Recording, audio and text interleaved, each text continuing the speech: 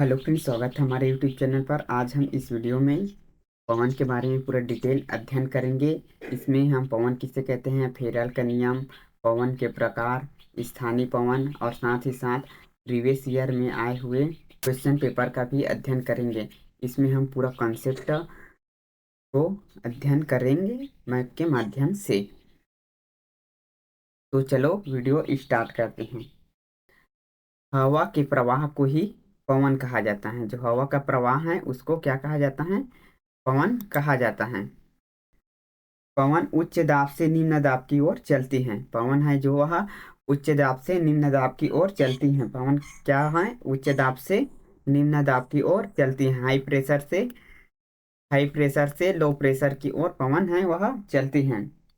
और यह क्यों चलती हैं, हाई प्रेशर से लो प्रेशर, उच्च दाब से निम्न दाब की ओर? तो यह दाब प्रवणता बल के कारण, यह दाब प्रवणता बल के कारण पवन है वह उच्च दाब से, हाई प्रेशर से निम्न दाब लो प्रेशर की ओर चलती हैं।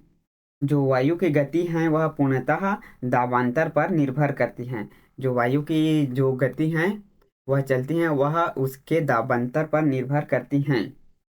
वायु की गति पूर्णतः दाब प्रवणता दाबांतर पर निर्भर करती हैं। जो कोरियालिस बल के कारण हवाओं की दिशा का निर्धारण होती हैं। जो कोरियालिस बल के कारण हवाओं की दिशा का निर्धारण होती हैं और यह बल घूर्णन गति के कारण उत्पन्न होते हैं। फेरल के नियम के अनुसार उत्तरी गोलार्ध में हवा अपने दाईं ओर मुड़ जाती हैं और दक्षिणी गोलार्ध में अपनी यह बाईं ओर मुड़ जाती हैं। तो इसको ऐसे ट्रिक से याद रखना। पहले एज बना लेना, उसके बाद बीचों बीच इसको काट देना, फिर इसमें दोनों तरफ तीर लगा लेना। इस प्रकार आप याद रख सकते हो कि उत्तरी गोलार्ध में हवा अपनी दाईं ओर मुड़ जाती हैं और दक्षिणी गोलार्ध में वह अपने मुड़ जाती हैं। हेरा के नियम के अनुसार यह परिवर्तन ध्रुवों पर अधिक और विषुवत रेखा पर कम दिखाई देते हैं। यह परिवर्तन यहाँ ध्रुवों पर अधिक दिखाई देगा और यह विषुवत रेखा है यहाँ पर यह कम दिखाई देगा। जो घर्षण बल है उसके कारण है यह हवाओं की गति वह कम हो जाते हैं। घर्षण बल के कारण हवाओं की गति कम हो जाते हैं। पवन है वह मुख्यतः दो प्रकार से चलते हैं। पवन है वह मुख्य दो प्रकार से संचालन होता है। पहला है क्षैतिज गति। क्षैतिज गति में पवन की दिशा ऐसा होता है, क्षैतिज होता है, गर्म हो जाता है नीचे धरातल का, तो यह गर्म होकर ऊपर उठती हैं। इसे ऊर्ध्वाधर गति, वर्टिकल मूवमेंट कहते हैं। और यह क्षैतिज गति हॉरिजॉन्टल मूवमेंट होता है। यह उच्च दाब से निम्न दाब की ओर हमेशा पवन पवन है वह चलते हैं। फिर पवन के प्रकार को देख लेते हैं। जो पवन के प्रकार हैं वह तीन प्रकार के हैं, जिसमें पहला है प्रचलित पौने या प्राथमिक पौने, द्वितीयक पौने या मौसमी पौने या स्थानीय पौने। प्रचलित पौने में हम व्यापारिक पौने, पछुआ पौने और ध्रुवीय पौने, इन तीनों पौनों के बारे में पढ़ेंगे। द्वितीय पौने मौसमी पौने के अंतर्गत हम मानसून, समुद्र समीर, घाटी समीर, इन तीनों का अध्ययन करेंगे। और तृतीय पौने में गर्म और ठंडा पौने, यह सभी पौने का डिटेल में हम अध्ययन करेंगे। तो प्रचलित पौने के अंतर्गत, प्राथमिक पौने के अंतर्गत देख लेते हैं। जो प्राथमिक पवन हैं वह पूरे पृथ्वी पर प्राप्त होने वाले पवन हैं। इन्हें स्थायी या सार्वभौमिक पवन भी कहते हैं। यह पवन समुद्री धारा की उत्पत्ति के कारण बनते हैं। इन्हें तीन भागों में बांटा गया है, व्यापारिक पवन और ध्रुवीय पवन। ये इसको स्थायी पवन भी कहते हैं क्योंकि यह पवन वर्ष भर एक ही दिशा में चलती हैं। अब हम इस डायग्राम के माध्यम से सभी पवन को डिटेल में अध्ययन करेंगे। पहला है व्यापारिक पौने।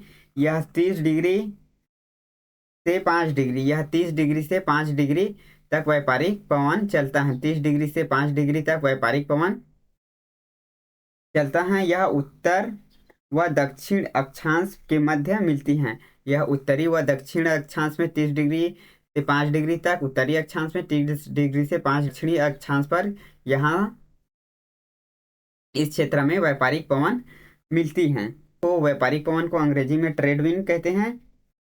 जो जर्मन भाषा के ट्रेड शब्द से जुड़ा हुआ है, जो उसके निश्चित मार्ग को दर्शाते हैं, इसलिए इसे हिंदी में सन्मार्गी पवन भी कहते हैं। इसको व्यापारिक पवन भी कहते हैं और इसे सन्मार्गी पवन भी कहते हैं। यह आपको ध्यान में रखना है। सैद्धांतिक रूप से यह पवन है वह उत्तरी गोलार्ध में उत्तर से दक्षिण की ओर ऐसे प्रचलित होना चाहिए थी, लेकिन कोरियालिस बल के कारण इसकी दिशा में परिवर्तन हो जाते हैं। यह उत्तर पूर्व से दक्षिण पूर्व की ओर हो जाती हैं। कोरियालिस बल के कारण इसकी दिशा में परिवर्तन हो जाते हैं या उत्तर पूर्व से दक्षिण दक्षिण पश्चिम हो जाती हैं।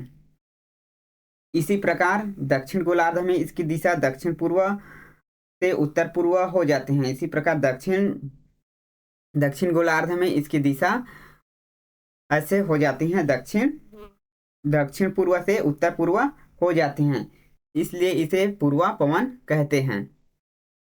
यह आपको ध्यान में रखना है। जो पवन है वह सैद्धांतिक रूप से यह उत्तरी गोलार्ध में उत्तर से दक्षिण की ओर प्रवाहित होने चाहिए थी, लेकिन कोरियालिस बल के कारण इसकी दिशा में परिवर्तन हो जाता है और यह उत्तर पूर्व से दक्षिण पूर्व की ओर ऐसे चलती हैं उत्तरी गोलार्ध में। और इसी प्रकार दक्षिण गोलार्ध में इसकी दिशा दक्षिण पूर्व से उत्तर पश्चिम हो जाती हैं, दक्षिण पूर्व से उत्तर पश्चिम हो जाती हैं। यह आपको ध्यान में रखना है। यह महाद्वीपों के पूर्वी किनारे पर भारी बारिश कराते हैं। जो व्यापारिक पवन है वह महाद्वीपों के पूर्वी किनारों पर यह व्यापारिक पवन है वह भारी बारिश कराती हैं, लेकिन महाद्वीपों के पश्चिम किनारे पर वर्षा नहीं कर पाती। जो व्यापारिक पवन है उससे किनारे पर वर्षा नहीं हो पाती, इसलिए महाद्वीपों के पश्चिम किनारों पर इन अक्षांश पर बड़े बड़े मरुस्थल पाए जाते हैं। महाद्वीपों के पूर्वी किनारे पर अधिक वर्षा होने के कारण यहाँ अधिक वर्षा होते हैं तथा पश्चिमी किनारों पर अधिक वर्षा नहीं होने के कारण यहाँ बड़े बड़े मरुस्थल पाए जाते हैं।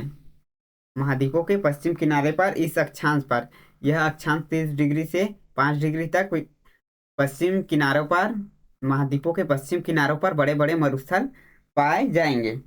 दोनों गोलार्ध की व्यापारिक पवन विषुवत रेखा पर मिलती हैं। यहाँ पर विषुवत रेखा है और यह दोनों गोलार्ध उत्तरी गोलार्ध और दक्षिण गोलार्ध के व्यापारिक पवन है वह यह उत्तरी गोलार्ध के व्यापारिक पवन है और यह दक्षिण गोलार्ध के व्यापारिक पवन है। यह दोनों पवन पर जब मिलती हैं तो यह अंतर उष्ण कटिबंध अभिसरण क्षेत्र कहा जाता है। यह एक निम्न दाब क्षेत्र होता है तथा विषुवत रेखा पर बहुत कम क्षमता वाली प्रति विषुवत रेखी पवनें चलती हैं। जब यह दोनों पवन व दोनों व्यापारिक पवन मिलते हैं तो यह विषुवत रेखा पर बहुत निम्न दाब क्षेत्र वाला होने के कारण यहाँ एक मंद गति से चलने वाली पवन मिलती हैं, जिसे आईटीसी जेट कहा जाता है। यह आपको ध्यान में रखना है कि जो क्षेत्र है उस क्षेत्र में निम्न दाब का क्षेत्र होने के कारण यहाँ मंद गति से एक पवन चलते हैं, जिसे आईटीसी जेट कहा जाता है। अंतर उष्ण कटिबंधीय अभिसरण क्षेत्र इसको कहा जाता है हिंदी में। जो भारत की दक्षिण पश्चिम मानसून है वह व्यापारिक पवन है। भारत की दक्षिण पश्चिम मानसून है वह एक व्यापारिक पवन है जो वास्तव में दक्षिण व्यापारिक पवन के रूप में है। फिर आते हैं पछुआ पवन। यह पवन उत्तर व दक्षिण गोलार्ध पर 35 से 60 अक्षांश के मध्य मिलती हैं। यह पवन है वह उत्तर गोलार्ध और दक्षिण गोलार्ध पर 35 से 60 अक्षांश पर मिलती हैं। यह 35 से 60 अंश अक्षांश पर यह पवन मिलती हैं उत्तर व दक्षिण गोलार्ध पर, अर्थात यह उष्ण कटिबंधीय उच्च दाब से ध्रुवीय निम्न दाब के मध्य मिलती हैं। यह उष्ण कटिबंधीय उच्च दाब से ध्रुवीय निम्न दाब के बीच मिलने वाली पवन को हम क्या कहेंगे? पछुआ पवन कहेंगे। पछुआ पवन कहेंगे। उष्ण कटिबंधीय उपोष्ण उच्च दाब और उपध्रुवी निम्न दाब के बीच में मिलने वाली पवन को हम पछुआ पवन कहेंगे। दिशा दक्षिण गोलार्ध में कोरियालिस बल के कारण दक्षिण पश्चिम से उत्तर पूर्व होती हैं। पवन की दिशा है वह दक्षिण गोलार्ध में कोरियालिस बल के कारण दक्षिण पश्चिम से, यह दक्षिण पश्चिम से उत्तर पूर्व होती हैं। यह दक्षिण गोलार्ध में दक्षिण पश्चिम से उत्तर पूर्व की ओर पछुआ पवन की दिशा है वह होती हैं, जबकि उत्तरी गोलार्ध में इसकी दिशा उत्तर पश्चिम से, उत्तरी गोलार्ध है यह इसकी दिशा उत्तर पश्चिम से दक्षिण पूर्व की ओर होती हैं। दक्षिण पूर्व की ओर कोरियालिस बल के कारण इसकी दिशा होती हैं, इसलिए इन्हें पछुआ पवन कहा जाता है। यह बात आपको याद में रखना है कि जो पछुआ पवन है इसकी दिशा दक्षिण गोलार्ध में कोरियालिस बल के कारण उत्तर पूर्व होती हैं, जबकि उत्तरी गोलार्ध में इसकी दिशा उत्तर पश्चिम से दक्षिण पूर्व की ओर होती हैं, इसलिए इस पवन को पछुआ पवन कहा जाता है। इन पवनों के कारण महाद्वीपों के पश्चिम भाग पर साल भर वर्षा होते हैं। जो पछुआ पवन है इन पवनों के कारण महाद्वीपों के पश्चिम भाग पर साल भर वर्षा होता है। 35 से 65 डिग्री अक्षांश। दक्षिण गोलार्ध में समुद्र की क्षेत्र अधिक होने के कारण इन पवनों की तीव्रता अधिक होती है। जो यह दक्षिण गोलार्ध है, दक्षिण गोलार्ध में होने के कारण यहाँ की जो पवनें चलती हैं वह बहुत ही तीव्र गति से चलती हैं, पर उत्तरी गोलार्ध में महाद्वीप होने के कारण इसकी गति में कमी आ जाती है।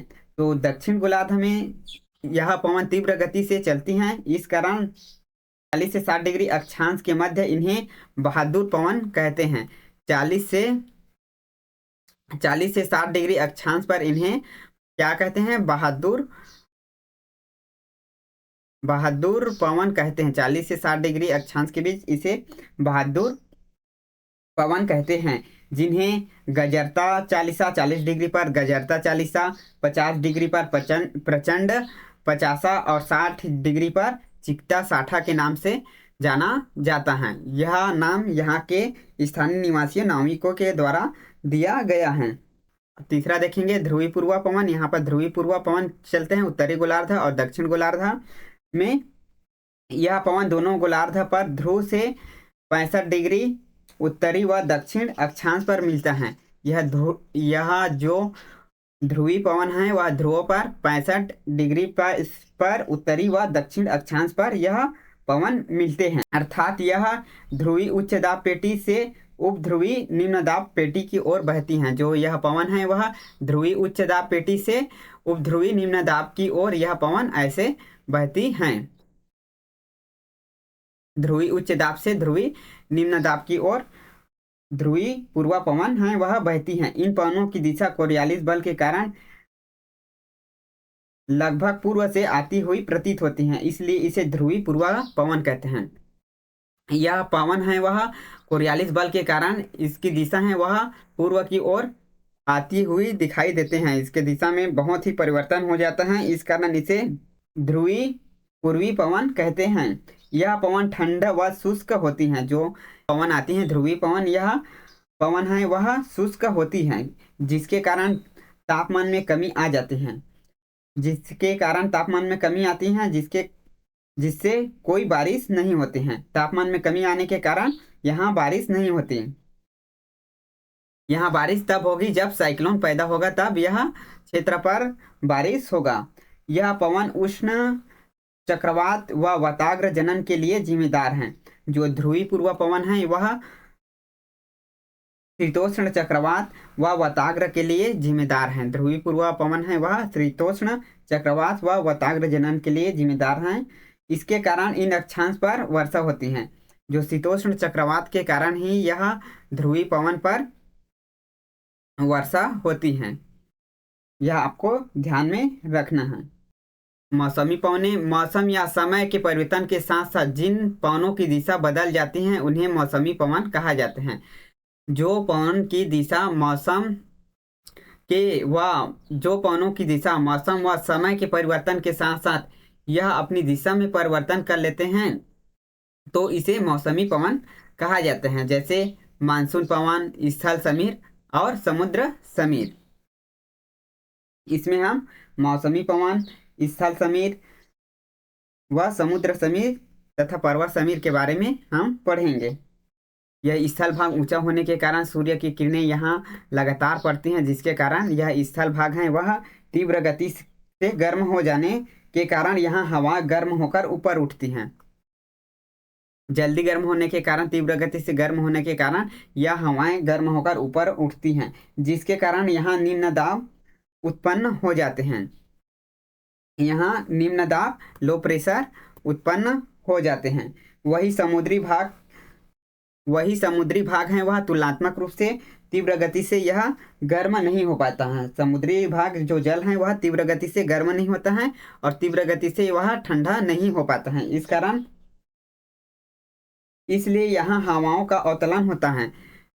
यह समुद्री भाग है वह तीव्र गति से गर्म नहीं हो पाने के कारण यहाँ हाई प्रेशर होता है, इसलिए यहाँ हवाओं का अवतलन देखा। यहाँ उच्च दाब उत्पन्न होते हैं।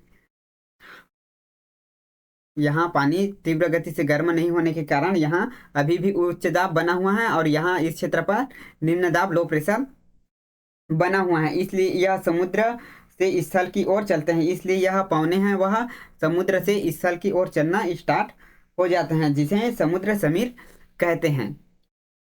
देखिए, दिन के समय में जब सूर्य के प्रकाश मिलते हैं तो जो जमीन है वह जल्दी गर्म हो जाता है, इस कारण हवाएं गर्म होकर ऊपर उठती हैं और जो समुद्री भाग है वह यहाँ पर जल्दी से जो इसलिए और जो यहाँ समुद्री भाग है वह जल्दी से गर्म नहीं हो पाता, इस कारण यहाँ लो हाई प्रेशर बना रहता है और यहाँ हवाओं का अवतलन देखा जाता है, जिस कारण यह स्थल की ओर चलने लग जाती हैं, हाई प्रेशर से लो प्रेशर की ओर चलने लग जाती हैं, इसलिए इन्हें समुद्र समीर कहते हैं। अब हम देखते हैं स्थल समीर को। उससे पहले जो समुद्र समीर है वह यह दिन के समय देखने को मिलता है और जो स्थल समीर है वह रात के समय देखने को मिलता है। देखिए यहाँ समुद्र, देखिए सूर्य की किरण जब लगातार पड़ने पर स्थल भाग जल्दी गर्म होकर यहाँ की हवाएं ऊपर उठती हैं, जिस कारण यहाँ लो प्रेशर बन जाते हैं और हवाएं हाई प्रेशर से लो प्रेशर की ओर चलने लग जाती हैं। यह समुद्र समीर में होता है, पर स्थल समीर में इसके ठीक उल्टा हो जाते हैं।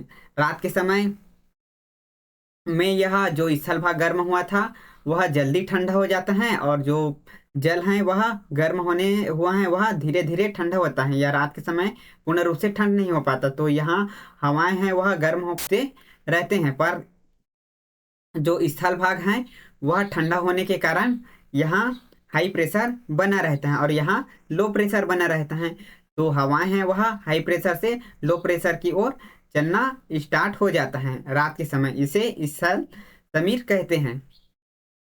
स्थल समीर में समुद्र जल्दी से ठंडा नहीं होने के कारण हवाएं हैं वह गर्म होकर ऊपर उठती हैं और जो स्थल भाग है वहाँ की हवाएं ठंडा हो जाती हैं पहले से ठंडा जल्दी, और जो स्थल भाग की हवाएं हैं वह जल्दी ठंडा होने के कारण यहाँ हाई प्रेशर बनने के कारण हवाएं हैं वह हाई प्रेशर से लो प्रेशर स्थल से समुद्र की ओर चलने लगती हैं, जिसे स्थल समीर कहते हैं।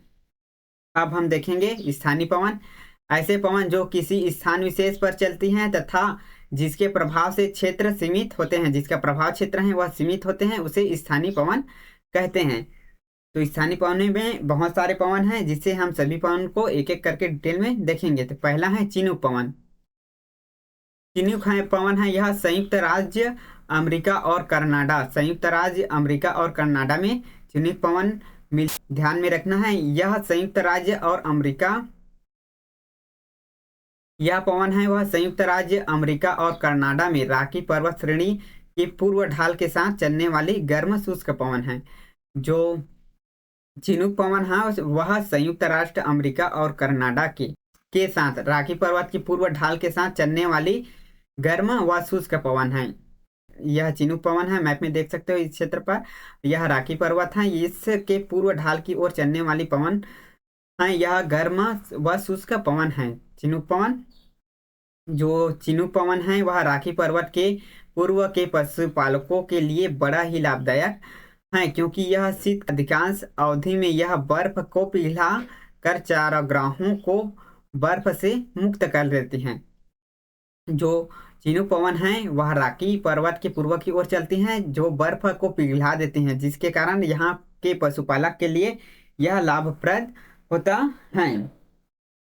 इस पवन को हिमभक्षी पवन भी कहते हैं। चिनूक पवन को हिमभक्षी पवन भी कहते हैं, यह आपको ध्यान में रखना है चिनूक पवन के बारे में इतनी बात। फिर है अगला पवन है फॉन। जो फॉन पवन है यह स्विट्जरलैंड की स्थानीय पवन है। यह स्विट्जरलैंड की स्थानीय पवन है फॉन पवन। इसके प्रभाव से यहाँ बर्फ पिघल जाती है और पशु चारकों के लिए चारागाह मिल जाते हैं। यह पवन अंगूर की फसल के लिए लाभप्रद है। जो फॉन पवन के कारण अंगूर की फसल हैं वह जल्दी पक जाते हैं। जब फॉन पवन चलते हैं तो अंगूर के फसल हैं वह जल्दी पक जाते हैं, इस कारण इस पवन को अंगूर के फसल के लिए लाभप्रद माना जाता है। फिर अगला है सिरोको। सिरोको यह सहारा मरुस्थल में पाया जाता है। सिरोको पवन जो है सहारा मरुस्थल में पाया जाता है। यह सहारा मरुस्थल में भूमध्य सागर की ओर चलने वाली गर्म पवन है। जो सिरोको पवन है वह सहारा मरुस्थल की ओर चलने वाली गर्म पवन है। मैप में यहाँ सहारा मरुस्थल से इटली की ओर प्रवाहित होने वाली सिरोको हवा बालू के कणों से मिली होती हैं या फिर मिल जाती हैं, और जब सागर में नमी लेने के बाद जब यह पवन इटली में वर्षा करती हैं तो इन बालू के कणों के कारण बारिश की बूंद लाल हो जाती हैं। इस प्रकार इटली में रक्त वर्षा या खून की बारिश कहते हैं। जो सिरोको पवन है वह सहारा मरुस्थल से इटली की ओर प्रभावित होती हैं, तो यह सहारा मरुस्थल है। सहारा मरुस्थल में रेत बालू के कण को यह अपने साथ में ले जाती हैं। जब यह समुद्र से नमी ग्रहण कर इटली की ओर जाती हैं तो यह इटली में बहुत ही बारिश कराते हैं, जिसके कारण यह इसके साथ में लाल रंग के रेत के यह बारिश लाल रंग के होती हैं, जिसे रक्त वर्षा या खून की बारिश कहते हैं। तो यहाँ एग्जाम में कई बार प्रश्न पूछे जा गया है कि ऐसा कौन से हवा के कारण खून की बारिश होता है। तो सिरोको के कारण खून की बारिश होता है, जिन्हें रक्त वर्षा कहते हैं। यह इटली में होता है। यह बात आपको। फिर अगला है हरमट्टन। हरमट्टन है वह पश्चिम अफ्रीका के गिनी के तट पर चलती हैं। जो हरमट्टन पवन है वह पश्चिम अफ्रीका में गिनी के तट पर चलती हैं। हरमट्टन सहारा मरुस्थल से दक्षिण पश्चिम दिशा में चलने वाली गर्म तथा शुष्क हवा है। यह दक्षिण पश्चिम में चलने वाली गर्म और शुष्क हवा है। हरमट्टन लोकेशन इसका यहाँ देख सकते हो मैप में। हरमट्टन हवाओं के अफ्रीका का उष्ण पश्चिमी तट हरा भरा हो जाता है। जो हरमट्टन पवन चलते हैं तो इसके आने से अफ्रीका के उष्ण पश्चिमी तट हैं वह हरा भरा हो जाते हैं।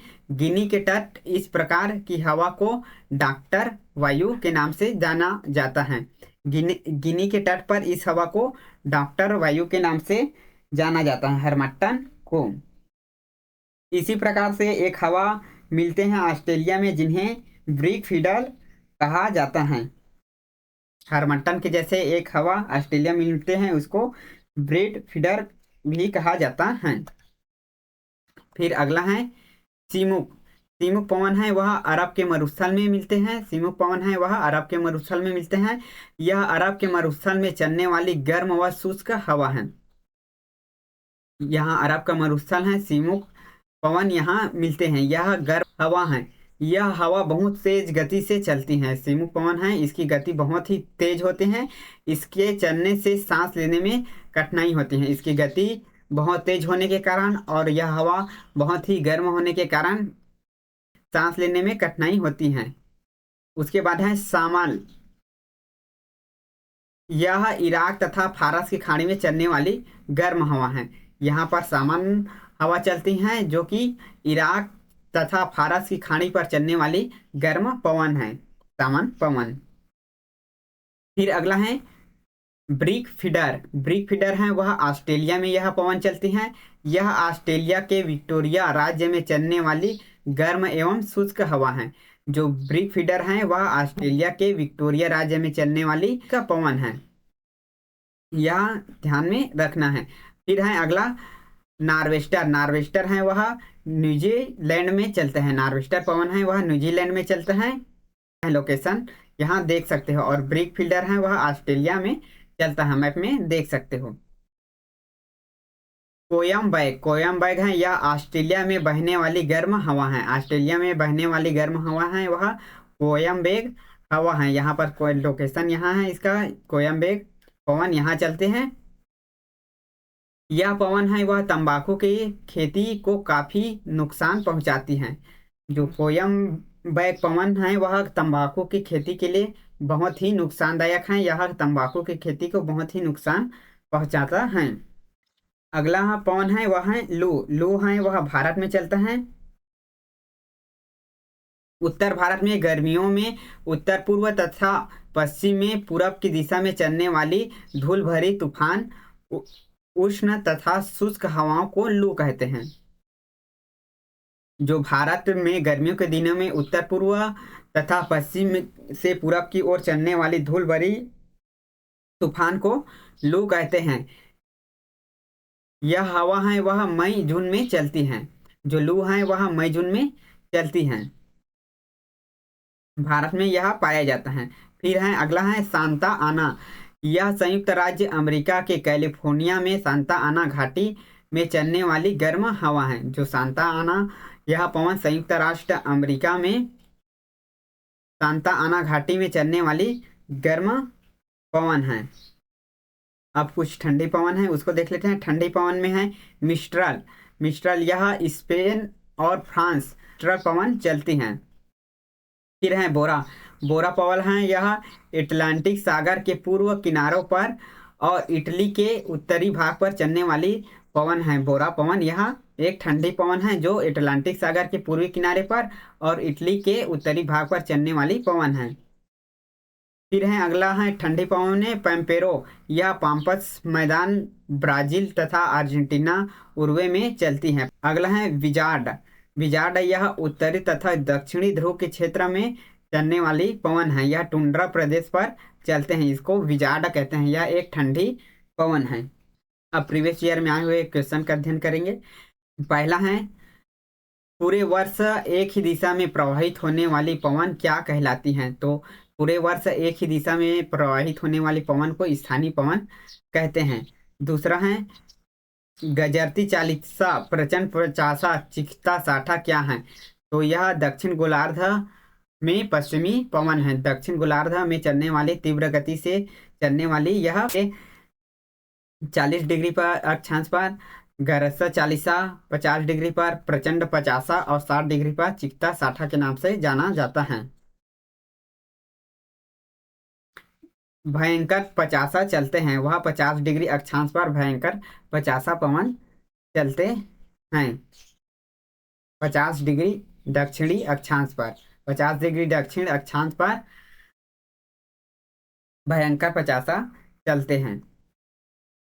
फिर अगला है न्यूजीलैंड में उच्च पर्वतीय क्षेत्र से उतरने वाली गर्म शुष्क एवं धूल भरी स्थानीय हवा निम्न में से किस नाम से जाना जाता है? तो यह नार्वेस्टर के नाम से जाना जाता है। अगला है निम्न में से कौन ठंडी स्थानीय हवा नहीं है? तो ठंडी स्थानीय हवा नहीं है। लू है वह ठंडी स्थानीय हवा नहीं है। लू है वह भारत में पाया जाता है। स्थानीय पवन इटली में रक्त वर्षा लाती हैं। तो इटली में रक्त वर्षा सिराको पवन से आती हैं। या समुद्री समीर बहती हैं। तो समुद्री समीर हैं वह दिन के समय में समुद्री समीर बहते हैं। पछुआ हवाएं वे हवाएं हैं जो बहती हैं। पछुआ हवाएं हैं वह भूमध्य रेखा से 30 डिग्री से 60 डिग्री उत्तरी अक्षांश रेखा के मध्य पछुआ हवा बहती हैं। निम्नलिखित में से कौन स्थानीय पवन अंगूर को पकने में सहायक हैं?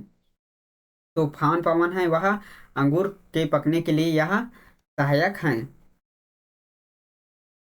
फिर है संयुक्त राज्य अमेरिका के पश्चिम तट से प्रारंभ होकर रॉकी पर्वत को पार करके उसके नीचे उतरने वाली गर्म एवं नाम से जाना जाती हैं।